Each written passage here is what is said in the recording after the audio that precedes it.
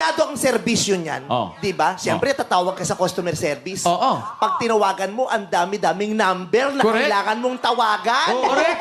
Di ba? Oo. Tapos minsan, ipapakausap ka pa sa tugtog. Oo. Isang oras ka mag-aantay. Ipapakausap ka sa tugtog. Pag sabi, okay, please hold on. Tapos may tutog.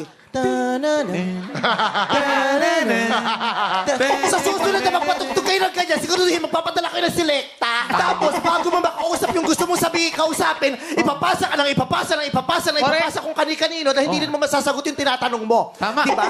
Sana pag naningil kayo, pwede rin namin gawin sa inyo yan. Pag siningil nyo kami, ha, ipapakausap namin kayo sa lola namin. Tapos yung lola ko, ipapasa ka na sa nanay ko. Tapos yung nanay ko, ipapasa ka sa kuya ko. Tapos yung kuya ko, ipapakausap ka sa ate ko. Tapos yung ate ko, ipapakausap ka sa bunso namin. Tapos yung bunso namin, ipapakausap ka sa jowa ko. Tapos magagalit kayo kasi hindi nyo makausap yung jowa ko, kasi hindi nyo mahagilap yung jowa ko, kasi yung jowa ko sumama na sa jowang iba. Ay!